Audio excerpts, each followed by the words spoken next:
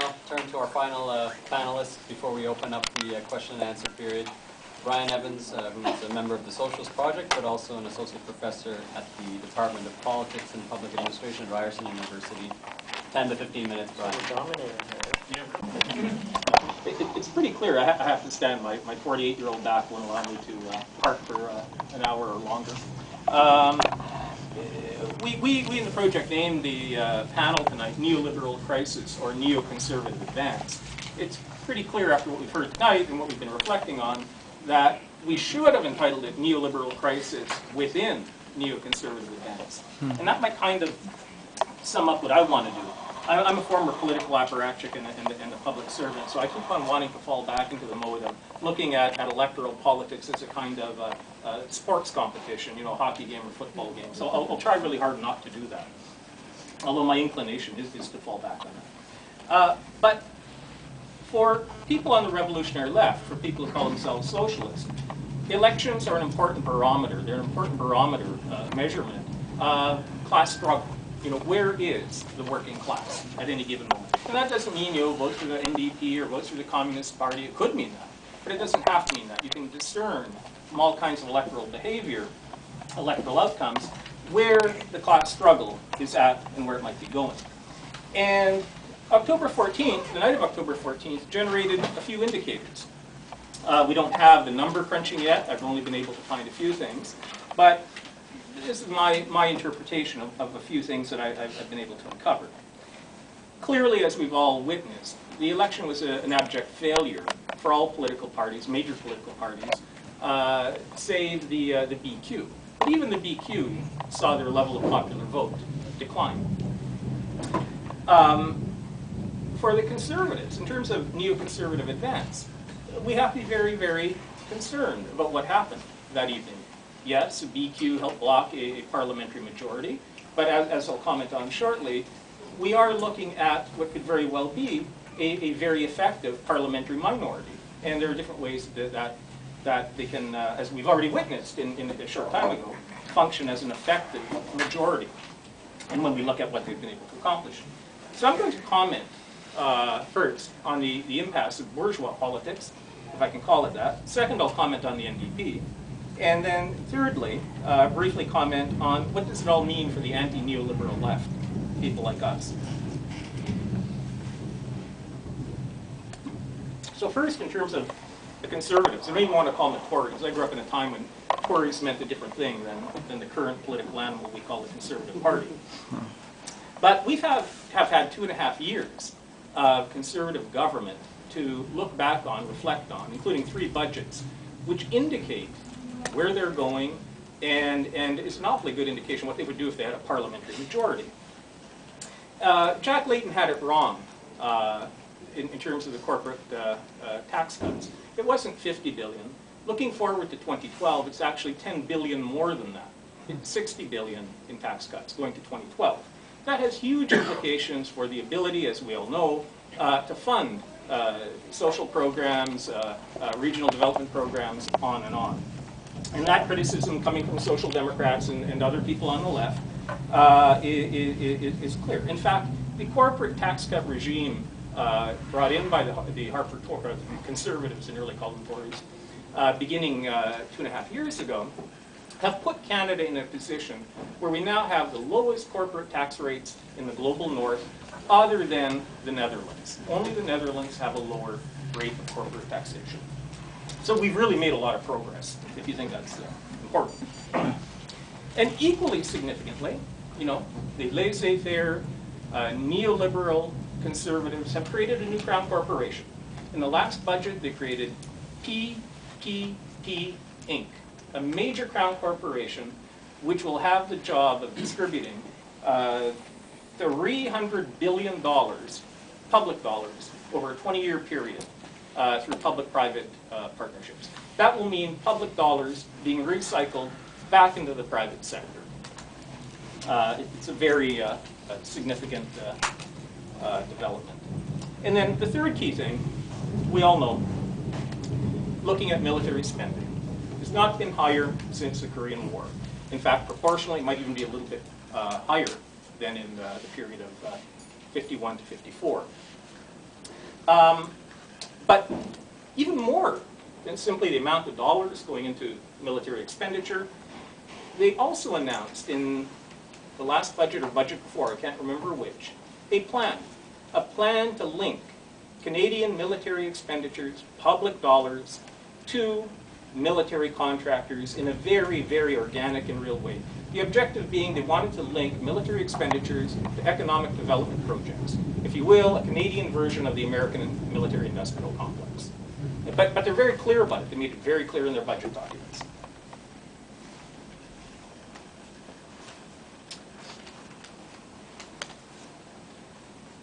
Now, pursuing more fundamental transformation of Canadian social, economic, and foreign policy is being mitigated, if not out and out frustrated, by their failure to win a parliamentary majority.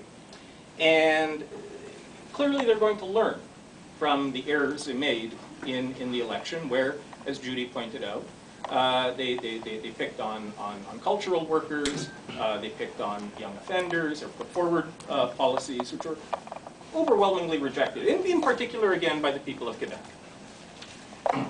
But in order for them to move forward, we talk about a realignment on the left. In order for the right to move forward, some form of realignment on the right will have to occur. Now, how that will occur, we can only speculate. One part of it could be, we had a little flavor of it during the election campaign, where former right-wing members of the BQ, questioned the need for a BQ anymore, that the Conservative Party was more in line with the aspirations of Quebec than the BQ. Or on the other hand, what we're looking at, we've already had a flavor of it, is that the Liberal Party will go into a period, as we all know, where it will be in retreat, and because they have a leadership convention to deal with. But in addition to that, we are going to see a much more conservative, liberal party emerge. The election of Dion, whatever you want to think about that, did mark, a change. It wasn't, same old, same old. He did not have connections to corporate Canada. He failed to cultivate connections to corporate Canada, and it showed in party fundraising. And there will be a very clear shift in another direction, both in policy terms and the organic structures and people that make up any kind of political organization, where they come from and the views and linkages that they bring. And that leads me to the Liberals. Canada's natural governing party, maybe up until now. And how were they able to be Canada's natural governing party for much of the 20th century and a large part of the 21st century that we've had so far? Well, clearly the politics of governing from the center.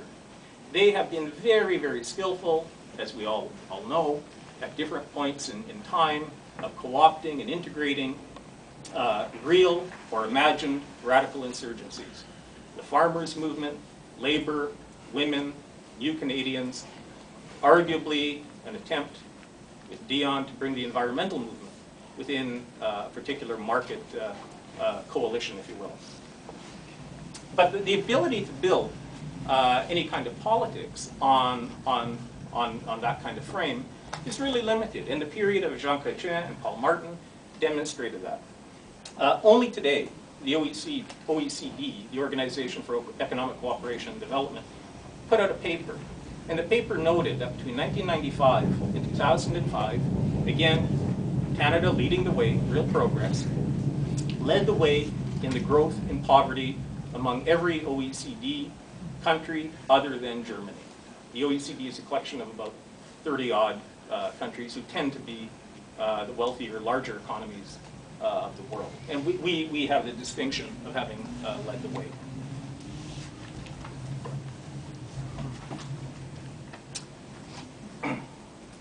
Now, in terms of the NDP, it's already been commented upon, and I'm sure we've all looked at the numbers, and Judy mentioned them. They didn't even gain 1% of the popular vote. They gained 0.7% of the popular vote, not that I'm counting, and gained a total of 8 additional parliamentary seats. 5 of them from one region of Ontario, Northern Ontario. And that is in the context of what Judy said, a very polished professional campaign, The most expensive NDP campaign ever, $19 million. Huge attention paid to Quebec. All in the context of a declining Liberal Party and growing economic insecurity, real and imagined again. And for the most part, where they did gain, they gained in regions and in geographic pockets where there is traditionally, and I'll use Judy's term, a tradition of voting for the Labour Party. They didn't move beyond that. However, how did they do that? Can we interpret that as being a movement of some type of the Canadian working class moving toward the NDP? No, it's not that. What we have seen is the sharp fall in Liberal votes. 850,000 people who voted Liberal last time didn't vote. That allowed New Democrats gaining votes in some places, or in my old hometown of Sudbury, actually dropping in vote and winning. Winning the NDP candidate in Sudbury won with 35% of the vote.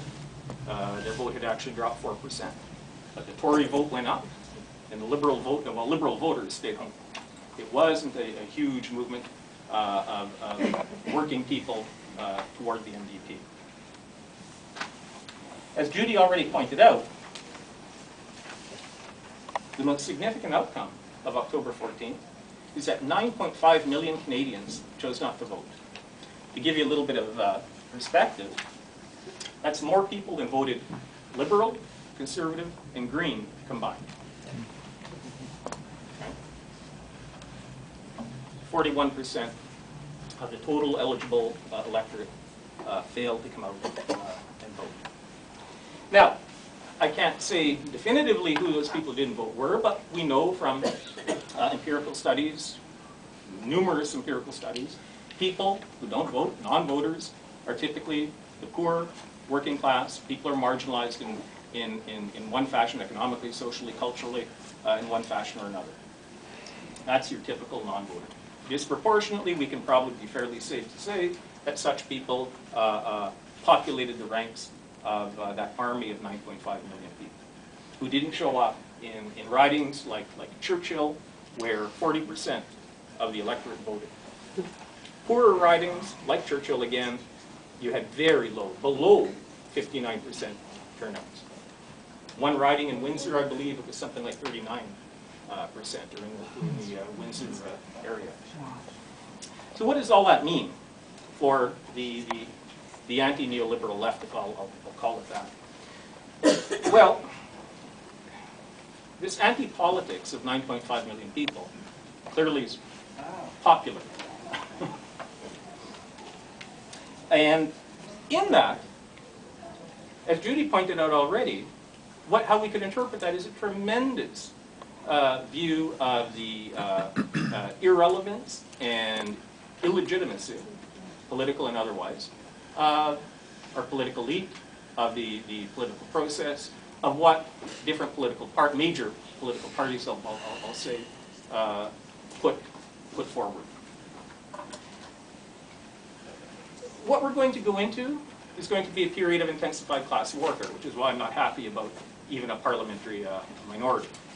A few people, I actually know a few of the people working with Harper in the PMO, and as Grace Edward does as well, from another time. And we know that they're going to radically or rapidly deploy the politics of divide and conquer. Public sector workers are going to be first out. They're going to pay with their jobs and with their incomes. Like they have in the 1970s, 1980s, and 1990s. That's absolutely clear. And unlike many other parts of the world, I'm going to talk about the global north very, very briefly, other than looking at Venezuela, Ecuador, Bolivia. But in Canada, we lack the political, the ideological, cultural infrastructure to push back in any significant way. Unlike in Germany, the emergence of the Left Party, the Netherlands, where the Socialist Party is now the third largest party in Parliament and the effective opposition. We can look at Portugal and Greece, where you have the beginning of such blocks of anti-neoliberal campaigners beginning to emerge, and as I said, in the Netherlands and Germany in particular, make significant parliamentary inroads. Now, the period we're entering into, what we need to do, not that we will do it, but what we need to do is look at our own realignment. And is that possible? Organizationally, ideologically, to begin focusing on campaigning, identifying campaigns that we can actually intervene in and have an effect. And it may not be a matter of talking a new party or anything at all like that.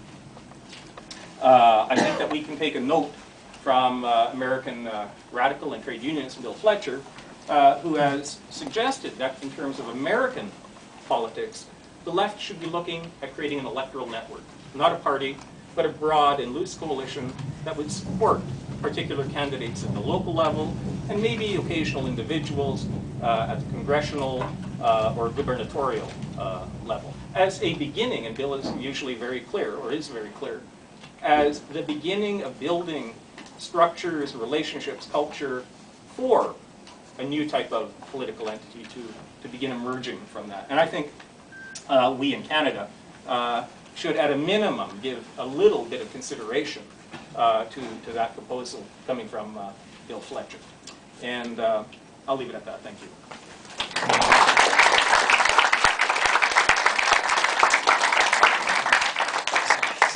All right, so thanks to the speakers. We can move to the question and answer period now. But just before doing so, I thought I'd announce another Socialist Project event that's been scheduled. I should also point out, by the way, Pache reminded me that this event was also co-sponsored by the Center for Social Justice.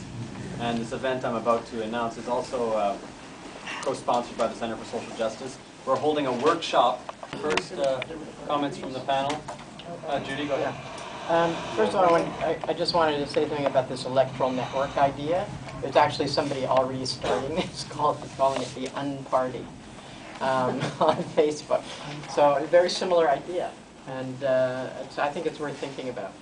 I want to talk about what Andrea raised, the question of the strong social programs at a federal level. I think actually, I think it was a strategic error of the Canadian left to focus on a strong federal state.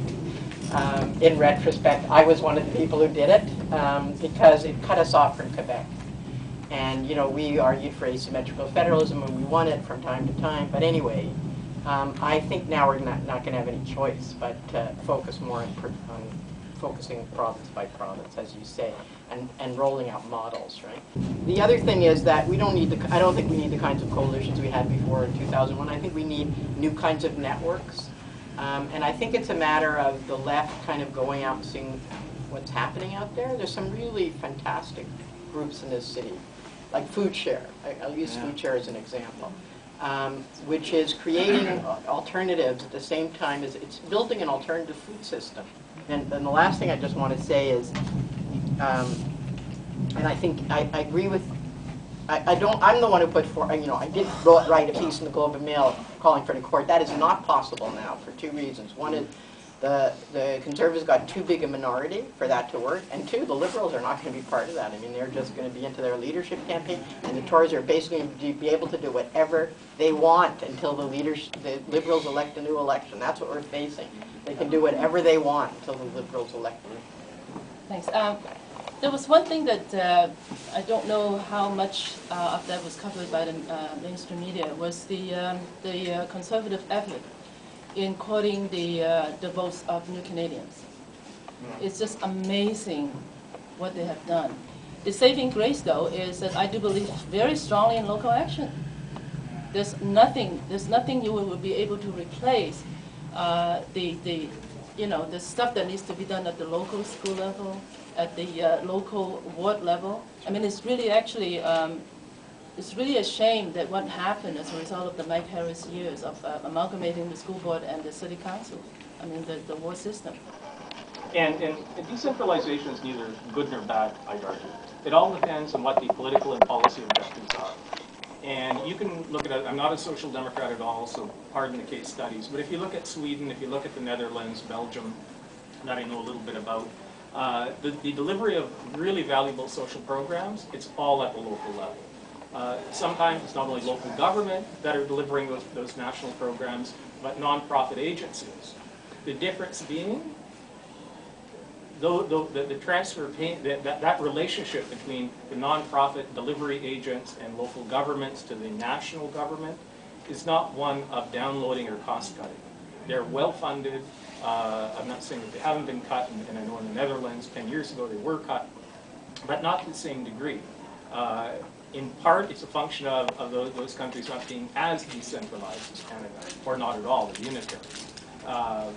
The question that we have in Canada, I think, is to what degree, given the nature of the power of the provinces, how can decentralization become a tool to, in fact, cut expenditures?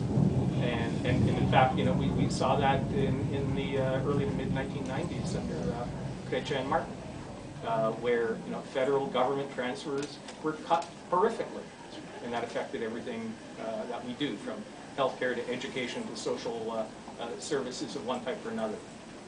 Okay, so it all depends, I think, on the larger political question. The decentralization can be wonderful in Quebec and maybe not so wonderful elsewhere. But that comes to Liz's point about the attack on democracy, and I think there's a linkage. In the Harper government, we witnessed a dramatic centralization of power, a la Mike Harris. But this is not unique to Mike Harris or Harper. We've seen it in the United States, in Australia, in Britain under Thatcher. But a dramatic centralization at the core of the bureaucratic state, at the political level and at the bureaucratic level, and a melding, a virtual mind melding of the bureaucratic elite, if I can call it that, and the political leadership. And we're witnessing the same type of thing in Ottawa today. And it's not accidental that people like Guy Jorno are in there replicating what they learned at Queen's Park a decade or so ago. Combined with that centralization of political and bureaucratic power in a few fora within the federal state, combined with an agenda to decentralize the delivery of programs. Now, if it were a different kind of government, maybe I wouldn't worry. However, I can't help but think that coming down the road, it's going to be linked to a public expenditure constraint program, which the provinces are going to have to eat. What services should the society provide? So that the question is not really whether it is a federal, provincial, or local, but the question is what services should society provide? And I think it has to do with really the retreat of not just the left, but it was a broader retreat away from a commitment to social citizenship, an understanding of the role of government as ensuring social citizenship, right?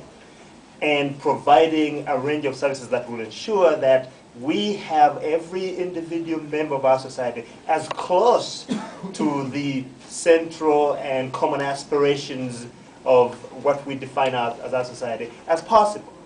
So we shifted from that model to this idea of consumer citizenship.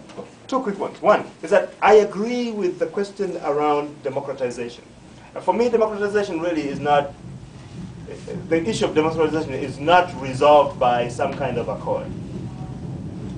I think that accords have the potential, and have the potential to undermine the building of movement power from below, because I think they redirect the politics. They promise more than they can deliver.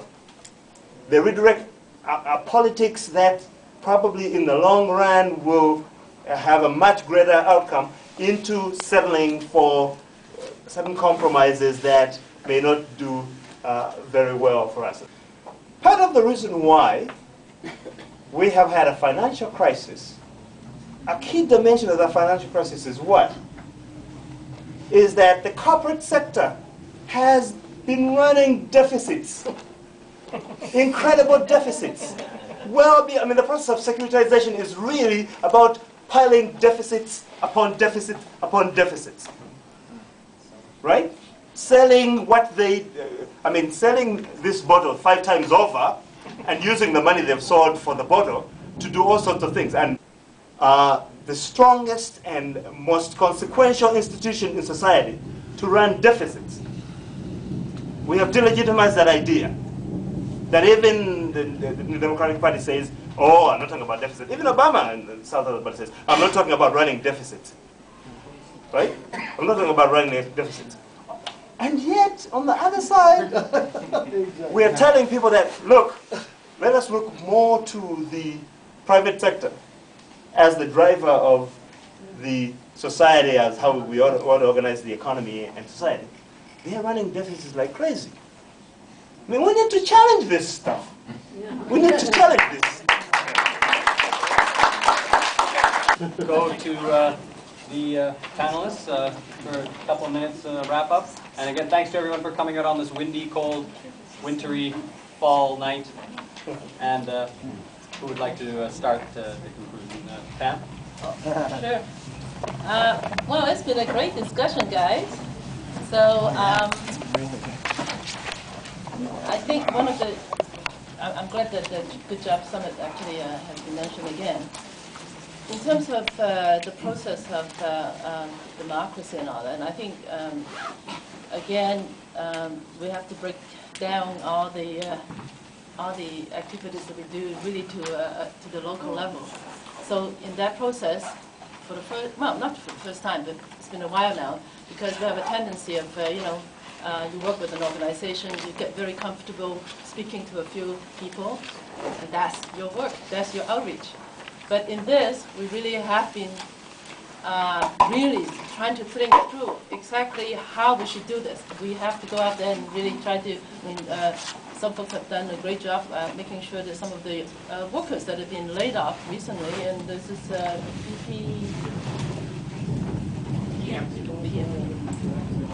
and the 3,000 layoff workers, and most of them were racialized workers. And so what did we do? We have, actually Winnie is out there helping to set up a workers center. Mm-hmm. That's where things should be at. And for us, we have to go out to make sure that adult ESL teachers know about this, what they think a good job should be. So the process itself is every bit as important. So get out there and talk to people. Thank you. Grace Edwards? Okay. I want to pick up on a couple things that briefly have been suggested. One is this idea that we need to understand what's going on before we act, so that we don't act precipitously. I may be misrepresenting the position. If I am, forgive me. I think that, and the other is this idea that we need to be concerned about what is going on in terms of the everyday struggles of people on the ground and the work that is being done with those people, and in some ways sort of disconnecting that to sort of the broader framing of the issue, so that you either do one or you do the other. I think that is false. I really think that that is false. Action going on anti-poverty across the country. There's a lot happening, right? It is happening at the local level, but there's a recognition that simply acting at the local level is not sufficient. That although we must engage the defensive struggles of people, the most vulnerable people particularly, and that we must understand those struggles from their point of view.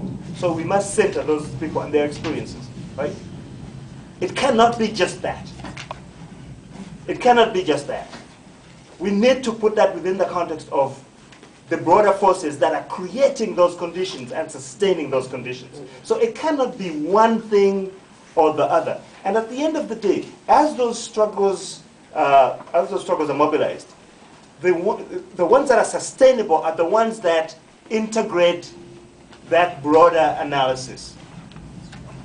Those are the ones that are going to be sustained over a longer period of time, right? So I think that we need to find a way to bring many of what we've talked about here together. I think we need to get beyond this idea of sort of the elephant metaphor. I think that there's a real potential here, especially now that neoliberalism is in decline. In fact, we even have a responsibility to start to do work at the level of finding some sort of coherent alternative that is based on what people are doing on the ground in many places, to try and bring that together. So yes, absolutely, we must engage the local struggles of in everyday life that people are engaged in. We have a responsibility to do that. We can't sit back and say, we'll wait until we've figured it out and then do that. Because people are not going to wait. They will continue to engage in those struggles. But there's a real possibility that an understanding of the broader structures and how they impact on local struggles also emerges out of our engaging of those struggles. Thank you.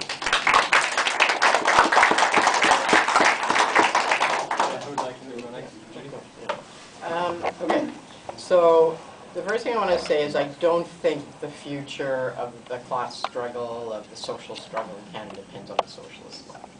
I think the socialist left has experienced a very severe defeat in the last, number of years, and we should maybe look at why that is and, what we can do differently. So a little humility, I think, is in order.